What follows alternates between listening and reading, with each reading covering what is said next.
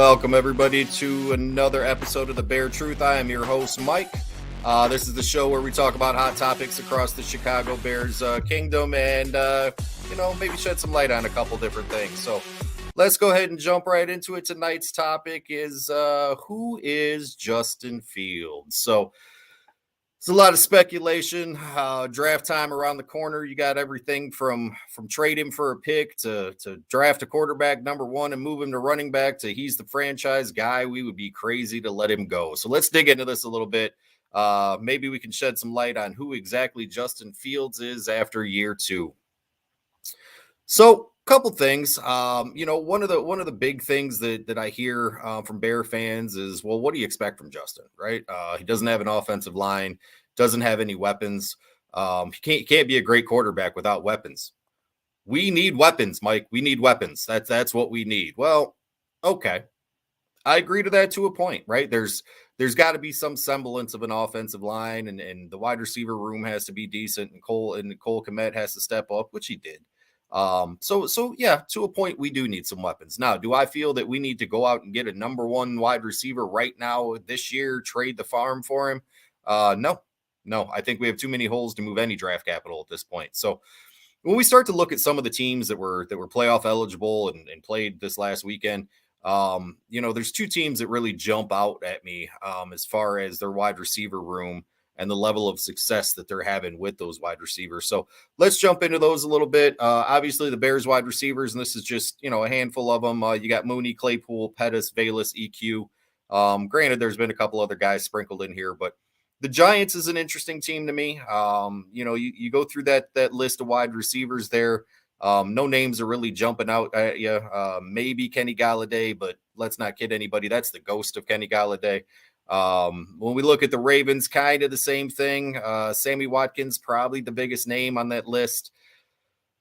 Listen, that's not a great wide receiver room either way. So, I think when you look at the Bears, you look at the Giants, you look at the Ravens, those two teams are figuring out a way to win with mobile quarterbacks. And the wide receiver rooms aren't real great. So again, do I feel that we need to go out and make a move for D-Hop? Not this year. Do I feel that we need to trade for Devontae Adams? Well, number one, that's a pipe dream. Number two, not this year. Would I be okay with us picking up a wide receiver while also simultaneously moving down a little bit in this draft? Absolutely. I'm a big Michael Pittman guy. Big body, decent speed. I think that's a guy that fits in perfect here and kind of what we need. So, again, I'm not a big subscriber to we have to have weapons for Justin to improve and Justin to be good.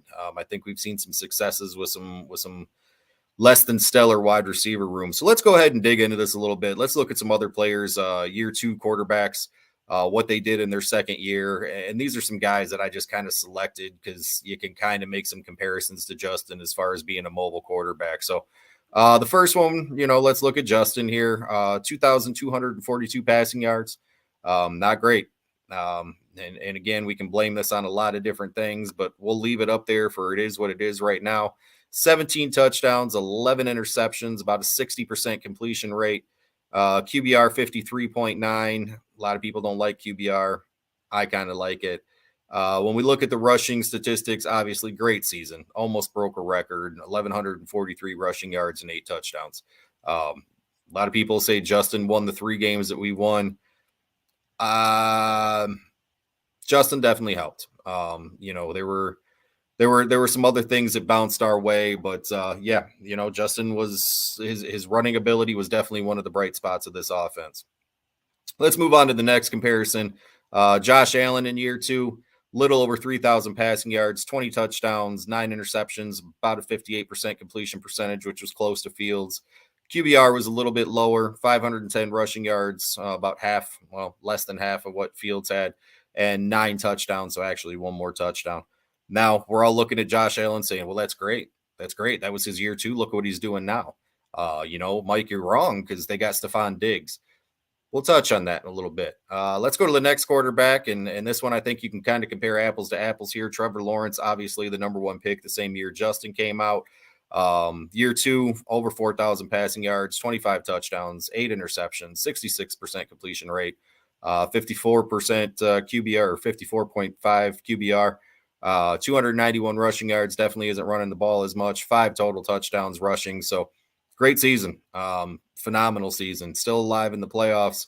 I don't think anybody, well, I don't want to say anybody didn't have it, but if you would have asked us all in the beginning of the season, nobody would have had them in the second round of the playoffs. The next guy I want to go to is a mystery quarterback. Kind of want to see if you guys can kind of guess this one at home as we're going through this here. Year 2, 3,223 yards, 24 touchdowns, 12 interceptions, 66% incompletion rate, 71 QBR, which is a phenomenal QBR. Definitely the best on this list so far. 421 rush yards and 3 touchdowns. Now, of course, we got Josh Allen, we got Trevor Lawrence. These guys are on the upward climb. Josh Allen, you can consider one of the great quarterbacks in this league right now. So this guy's got to be phenomenal, right? This is all leading toward Justin Fields being phenomenal. This is Mitch Trubisky's year 2. So point being, you can look at things from an objective point of view. Not everybody's going to turn into a Josh Allen. Not everybody's going to turn into a Trevor Lawrence. Not everybody's going to turn into a Jalen Hurts. There's going to be some Mitch Trubisky's. There's going to be some Baker Mayfields. There's going to be some Sam Darnolds.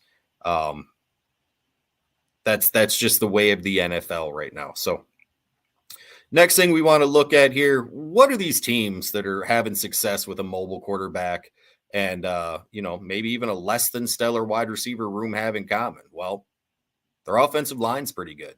Definitely something we're lacking. We need to put some work into that through free agency and the draft. Their running games are solid. Every one of them has a solid running game. You can argue Buffalo's, but overall, most of the teams that are still going through the playoffs here and are having some success, they've got a solid running game. And their defenses are pretty good, if not middle of the league, definitely up towards the top. So you very rarely see a bad defense with a successful team. So what do we have? Well, we just said offensive linemen. We definitely need some work. The running game, I think, is there. I really do. And that's even if we lose David Montgomery, I think we're going to be okay there. Shout out to my buddy, Jason Mallardino. Jason and I kind of share the same thought that, running backs are one of those positions that it's pretty easily replaceable at this point. That's why you don't see big running back contracts unless you're a super special running back. So, and the defense, again, the defense was absolutely horrible this year. So we got a lot of room for improvement there, right? So moving along, who is Justin Fields? Who is right? Is he a quarterback? Is he a running back? Is he a franchise quarterback? Is he the best quarterback in his draft class? Is he an absolute draft bust? Is he the best quarterback in Bears franchise history? Well, I'm going to go ahead and answer every one of those questions. So, no. No is the answer to all those questions. I don't think that you can put a label on him. It is extremely too early to say what he is or is not going to be. So what do we know?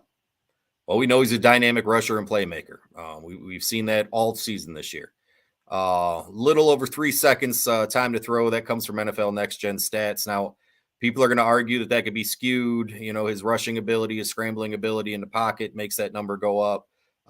I'd suggest you guys go check out that number. It's a little bit higher than a guy like Lamar. It's lower than other scrambling quarterbacks in the league. So average time to throw in the NFL is about 2.65 this season. Now, this stat can mean a lot of things. It could mean Justin's holding the ball too long. It could mean that he's scrambling around and extending the pocket. Everybody's going to have an opinion on that. I know one of the big topics is separation. The wide receivers are never open, Mike. They're never open. What do you want Justin to do? They're never open. Well, average separation this season for Darnell Mooney was about 3 yards. That's actually up in the top 25 of the league. Average separation for Cole Kmet was about 5 yards, and that's actually in the top 5 of the league for tight ends. So I don't think we can say they're never open. I think Justin does have a slight problem trusting his receiver and throwing into windows sometimes. I do believe in the theory that I think Justin's looking for a big play and Justin doesn't want to throw the interception. But at some point in time, just like every other quarterback, he is going to have to learn that sometimes you got to throw it in there and trust your receiver to go get it. We do know the line play wasn't great. He was sacked 55 times, which was tied for first with Russell Wilson. About 7 yards per pass attempt, which is actually bigger than Aaron Rodgers. And this is kind of where I piggyback off the whole Justin looking for the big play. It's okay to throw, to average about 5.5, 6 yards a pass play. A lot of the great elite quarterbacks right now, that's about where they're sitting. So again, who is Justin Fields? I don't think we know yet. I think that we're in a situation where we're going to need to see Justin Fields play behind some semblance of an offensive line before we fully make a decision on that. Now, with that being said, if we hit this free agency, this draft pretty hard, we fix this offensive line. The offensive line play is much better in the passing game, and the numbers still look the way they do. We've got to take a hard look at Justin. There's no ifs, ands, or buts. It's not a debate. It's not a discussion. You can make excuses for it. But at the end of next season, we have to make a decision on his fifth-year option. And that is going to be a tough decision if the passing numbers still look the way they do. A lot of people were upset about Justin not playing that last game, wanted him to go out and get Lamar's record. To me, I'd rather have the passing records, right? That's what I want my quarterback to have. The rushing record's great. It's phenomenal. I'm sure Justin wanted it. I want my quarterback to be able to throw the ball. So real quick before we head out of here, just wanted to tell everybody to go ahead and give us a like on the Bear Down 24/7 Facebook page. That is where you will find the Bear Down breakdown along with this YouTube channel. We are on hiatus until free agency. So we will do a free agency show and we will be doing a draft show. All the old episodes are up there from this season. I encourage everybody to go check it out. We have a lot of fun. It's a great group of guys. We don't always see eye to eye, which makes the show even better. I will be back. I'm going to try to do one of these weekly, if not every other week, just so everybody can, kind of argue, debate, have a discussion, and maybe it'll get you thinking about some things that you hadn't thought about before. So with that said, we're going to go ahead and cut this off. I'd like to keep these relatively brief so everybody gets through them. Don't forget, Bear Down 24/7 page on Facebook. Go ahead and give us a like. And then also go ahead and hit like and subscribe on this YouTube channel if you could. We will see y'all next time. We will have another hot take, another hot topic we will be discussing.